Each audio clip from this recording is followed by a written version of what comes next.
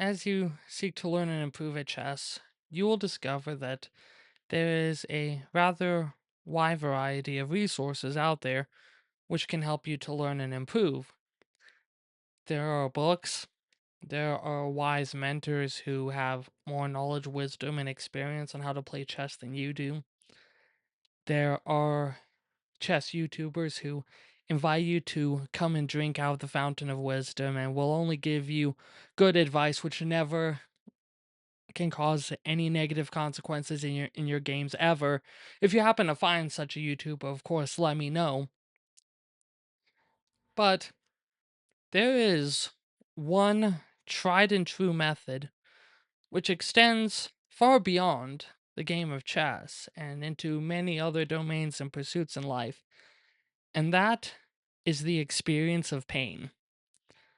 You see, pain and having negative experiences has a funny way of making us reconsider and evaluate our decisions. For example, have you ever seen the movie The Dark Knight Rises? You may remember there's this scene in it where Batman and Bane are fighting, and Bane just picks up Batman and holds him up, and then just breaks his back, and you can hear that loud crack there. Well, you can imagine, of course, that Bruce Wayne in that moment may have asked, wow, I wonder what sort of decisions I made which led me here. So I want to show you guys today a game which I just played yesterday where I had such a similar experience. Um, it is not easy, guys, for me to share this game with you all. It was not fun, to say the least. So while I don't necessarily enjoy, of course, putting my misery and suffering at losing a game like this out there on the internet so that the entire world can judge me, I share this because I think that there are some genuinely good lessons and insights to be gained from this. And I also share this because I want to illustrate the fact that there is really something to be said for the value of going and studying your own games and trying to learn from them. Because if you go and you win a game, sure, you may be like, hey, look at this, right? I just won this game. I feel so good. I'm on top of the world. I think I can pretty much take on Magnus now.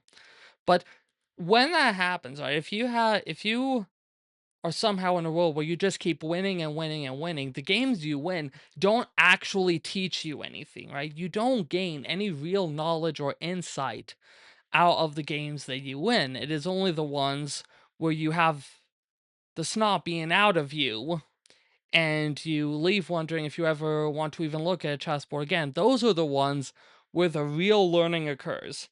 And also, again, like I am a human being, guys, right? I'm not some, chess master or whatever, right? I don't have all the knowledge and the answers. I'm just a guy with a laptop and a microphone trying to hopefully share some ideas and insights which can help you guys play a better chess game. So, with that being said, we're gonna go ahead and get into the game now. You'll see on the screen some of my various notes and annotations, mostly on various lines which I explored during my process of analyzing this game. There was a lot. I went in a lot of different directions and trying to kind of go back and dissect and analyze this. All right, so I'm gonna try not to go down all those rabbit holes. Some of these were just kind of, I guess, for me, right, from my own knowledge and just exploration of different areas where this game could have gone. So the other thing that I need to say is that this was a more classical style game, or at least classical by online chess standards. So we each started off with 45 minutes on the clock and had 10 seconds extra added each move, which for me, it actually kind of made me feel a little more embarrassed. Like I should have maybe played slightly better than I did, but again, we're gonna go ahead though, and I'm just getting into the game now. So I'm playing it with the black pieces here. So we start out with pawn e4, pawn e5, knight f3, knight c6, and then bishop b5. So this is a pretty common opening called the Ruy Lopez, or in other words, the Spanish game. It's one of the oldest openings in chess. It's been around, to been played for hundreds of years. It's tried and true as an opening. So I'm gonna try not to spend too much time on this, but just a few things to know about kind of what's going on in an opening like this. So the couple of the main ideas here. So what White is doing is he is going and targeting the bishop here on c6, right? So if he takes, and then um Black takes with either the d pawn or the b pawn, although in most cases taking with the d pawn is better, then White is able to come in and play knight takes e5. In a lot of lines, White ends up not taking the knight though, because this bishop usually is going to get rerouted to a4 and then back to b3, where it is then eyeing this f7 square, as well as d5, and kind of preventing the d5 push, right? And so usually White does want to hang on to this bishop instead of trying to resolve things in the center too early.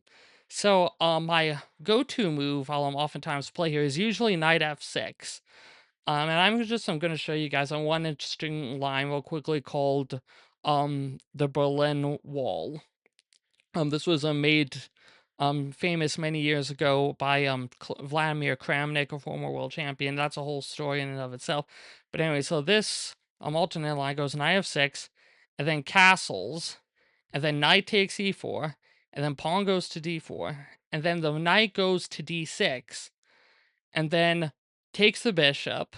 I'm sorry, no, takes the knight with the bishop, and then takes with the d pawn. So in this case, you um actually want to take with the d pawn instead of the d pawn, because then when things clear, the queens are about to just trade and then just come off the board. So yeah, taking the d pawn is more common, and then take c5, and then knight f5, and then queen takes, and then king takes. So this one is usually a pretty drawish position, and so well established. This is kind of what you go for if you just want to have a really chill game. I'm not whole lot happening. But anyways, so what I did instead though in this game, and this is a line I don't usually go for as much, as I play pawn a6, and then he goes bishop a4, and then I played pawn b5 here.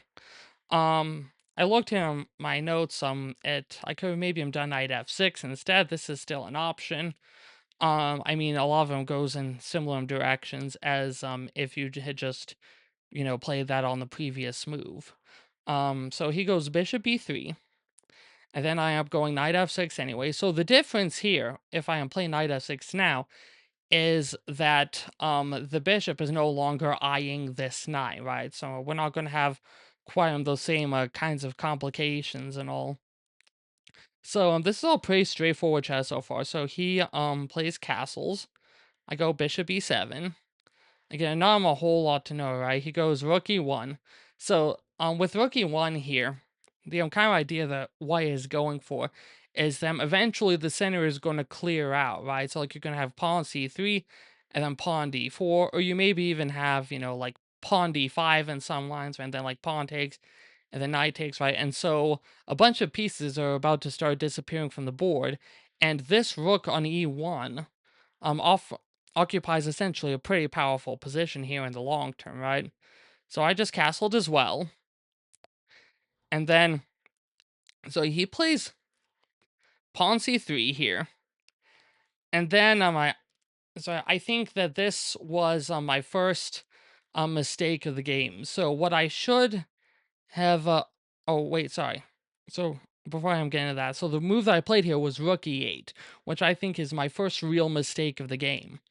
Um, I mean, it's not like, I guess, that bad on its own, but it does, potentially cause some problems later. So what I should have done here was I should have played pawn d6.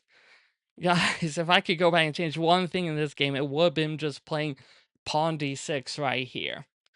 So there's a couple ideas here, right? So this e pawn is protected, and also you're eventually going to try to play bishop e6, which then stops the bishop from being able to potentially target this e f7 square, and also doing bishop b6 can also help as well to prepare for the move pawn d5. But I didn't do that. So I want to show you a couple other things I was looking at for his curve gone. So here, if black had gone pawn d4, there's a couple different things I could have done. The most simple one is I'm doing just pawn takes, and then his pawn takes, and then bishop d7, and then pawn e5, and then this is this line potential gets a little weird. So these pawns are a little bit advanced. So the knight, there is a genuine problem here with the knight being in a little bit of danger, right? And so then I will go knight h5, and then maybe just say like that the f3 knight going to d2, and now the queen is coming and targeting this knight. And so then I go pawn g6, and then he goes pawn g4, kicking out the knight. And this you can't play this pawn move because it's safe, because if bishop takes, then queen takes. And so then knight g7, pawn f4, king h8. And the idea with king h8 there is that I want to go pawn f5, and in which case the king is no longer there on the g8 square, right? And then like he maybe just goes like, knight f3, right? And then I go pawn f5, and then he could do en passant here, taking on f6, and just bishop takes, and then pawn g5, and then bishop e7. This is a little less unpleasant for me, but I think it's all right. Another option, um, going back to this in line here was I could also go bishop g4, takes, and then the queens come off, and then just some pieces getting exchanged, right? Now, this one I think would have been a little bit better for me, but I just throw these out here as some possibilities. Not super important yet. So, anyways, here though, the game ends. So I played rook e8, and then here he played pawn d4, and then I don't even know how to justify this on one of you guys. This is where I really start getting in trouble. Is I play pawn takes d4. So the move here, the only move that doesn't give me really serious problems in the near future, would have been pawn d6. So there was a couple ideas here. So like this knight comes out, right, and then like I end up taking. We were bringing the bishop out, and then just shuffling some pieces, right, and so. Here though, it's not quite on the I mean, like, white retains the option of playing e5, right? But like in this case, I have a little more freedom and mobility here, I guess. Um, and yeah, that was just on 1 hour line. So anyway, so he goes pawn e5. And so this is I think kind of on my last chance to jump ship here, right? So I realized here my knight is in pretty major trouble. So, what I should have done here, what I really should have done, was going knight h5. And so, what I calculated later today, here he goes knight takes, and then I go pawn g6. So that again, I can, have that safe square for the knight, right? And then he, maybe like brings the queen out here, right? Trying to, you know, x-ray this rook. Um, and also I'm trying to he was trying to target the f7 square too. And then yeah, just some stuff comes off again. Or I could have sorry, I could have gone pawn d6 here. There's a couple options here. So he goes maybe pawn e6, pawn takes, and then the position is locked up again, right? And now with this pawn here, there's no not really any real way that white is like going to make any progress on this diagonal here, right? That pawn has to somehow be cleared, and of course I'm not going to do that. Um, so anyways, so what I did instead, so I had this idea, and sometimes when you're playing chess, you really want to be careful with the phrase "I had an idea," because sometimes you have an idea that seems really great and all, then you later on realize, oh crap, maybe that's not such a good idea after all. So I took on c3, and so my thing here was um what I calculate. Okay, so I was looking at this and I realized I have a chance to potentially start doing some damage with this pawn. So his response to this was to play pawn takes f6. And then what I calculated out here was I can take on b2, which I did. He can go. Oh, let me see where I am. He can take my bishop with his pawn. And then I can take either the bishop or the rook. In this case, I'm going to go ahead and just take the rook. And then he's going to take the queen and promote. And then I take. But you see now, I'm just, like basically doing better here, right? So the point here is that I have cleared pawns off of the E file, the D file, the C file, and the B file. So 4 of these pawns now are gone, right? And so in a situation like this, then I have these 2 pawns, the D pawn and the C pawn, which are going to just go marching up the board, right? Like there's no like real way of stopping them, right? So the thing is, so I do have to be just a little bit careful here though, because if I, try to bring my queen back out and I like, if I like go to, like queen f6 here, right? Then he goes bishop g5, and then the rook is just gone, right? So like in this case, it's like, you know, boom, right? And then the rook takes, and then yeah, just like everything is hanging, right? And then actually this is mate. So I saw all this, and well, sorry, no, I don't think I think all I worked out during the game was eventually bring the queen back to f6, but I did not see the bishop g5 there. Um, so let me see. So anyway, so what he actually does though, after I take the pawn on b2, so I really have to give credit to my opponent here where credit is due, because it takes a lot of restraint and a lot of courage, I think, to just ignore this pawn that is literally 1 square away from promoting and instead play queen d5. So he just says, like, whatever, right? I don't care. You do your thing, You go and take, right? So, I, I realized I have a bit of a problem here because, the queen is coming here and threatening f7. Now, the other idea I was going for here was what I really wanted ultimately, well, with all of this, was I was also really hoping that he would just take with the pawn, right? I mean, sort of take with the bishop, because I realized that this bishop could potentially cause me some really serious problems, right? It's gonna, if it gets a good attack going, it's gonna eventually go to h6 and then be targeting the g7 square here, and I saw I don't want that, right? And so I just kind of want the pawn gone. And so here then, I would go bishop f6, and then he would go, well, he could basically do one of 2 things here. I mean, there's slightly different move orders. So one idea is that he takes with the bishop, in which case I take with the pawn. I can't take with the queen, because then rook takes and mate.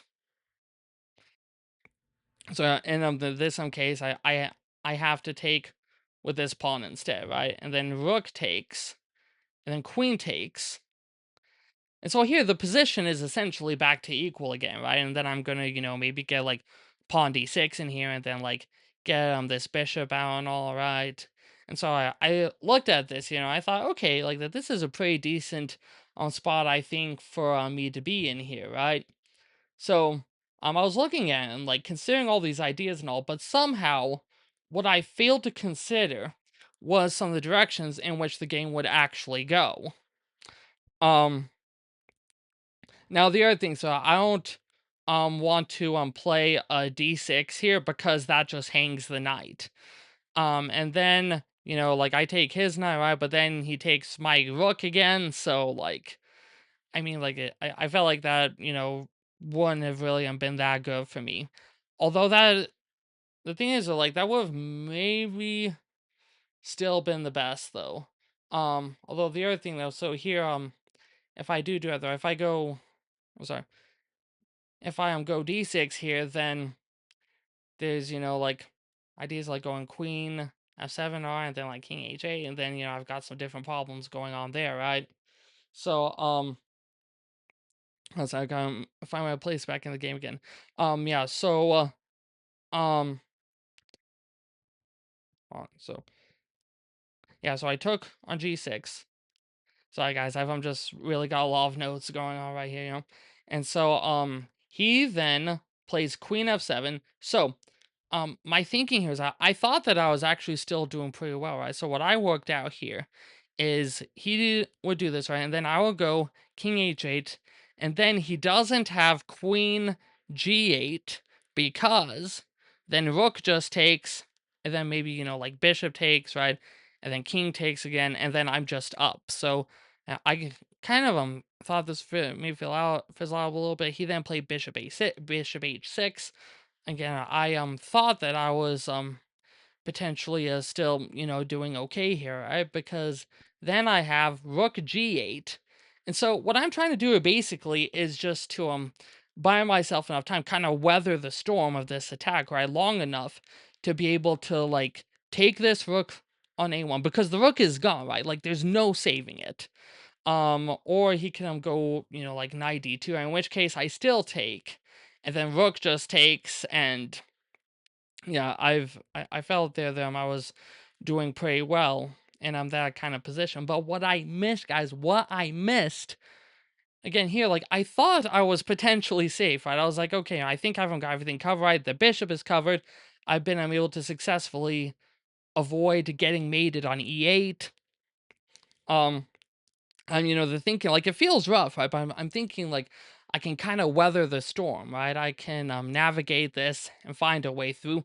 But what I missed when I was looking and trying to figure all this out was rook takes the bishop on e7. And here, guys, it's literally game over, right? There is nothing really left to do. I didn't fully see the mate, so I was just kind of like scrambling here, right? Trying to, figure out like what can I do and all right. And so I'm thinking that what he's trying to go for here is potentially a get a mate on g7, right? So like, like bishop g7, right? And then like rook takes, and then queen takes, and then that's mate. And so I then brought my queen over to f8, and he guys, I don't know how I missed this, but queen takes h7 checkmate. And yeah, that was it, guys. That was the end of the game. So another idea I could potentially gone for. I mean, it only delays me by a single move, but here I could have played knight takes e7 as well. But what happens there though simply is queen takes f6, and then rook g7 to block, and then he can take here with the bishop and mate, or he can take with the queen and mate. And yeah, I don't know, guys. Like so it's hard for me, I think, to express what I felt like, just like being here and suddenly getting mated on move 16. Um, so I was thinking about this later, and trying to figure out like what I did wrong, right? So um sometimes when you're trying to evaluate and figure out what your bad move was or where you went wrong, oftentimes what we do is try to, figure out like, oh, what was the right move? I was on the thing that I should have done. So really, in this game, all of it really does come down to the fact that where was it? I think it was like was a move for this. Yeah, I should have just gone ahead again and just done d6 right here, or I even after d4, I still could have gone pawn d6, and then like I would have been fine, right? I would have just like totally been fine. So I think one of the main things that really did me in here was just the fact that I wasn't able to get this bishop into the game, right? This could have potentially made my life a lot simpler, and it's just yeah, I don't know, it's a hard life. But anyways, I hope then that this has been somehow helpful to you guys. Um, and then you've gotten something good out of it. Again, like this happens to all of us at some point or another, right? If you are going to try to tell me, oh, I've never fallen for a like that before, or whatever, I wouldn't do that. You are most likely lying to me, and most importantly, you are lying to yourself. And you need to go find a place where you can sit and think about how you need to stop engaging in self-deception. Um, so anyways, yeah, I did enjoy losing, but I feel like I did learn some good things out of this game. If you guys enjoy this, let me know in the comments if you want to see more game analysis like this. I'll try to maybe include some wins in there too later. Um, things that went well too, right? And also, if you guys have games you want me to cover, just let me know, and I'll try to see if I can feature them on my channel. Just do some analysis, and yeah, that's all I have for today, guys. Keep playing chess and don't stop improving.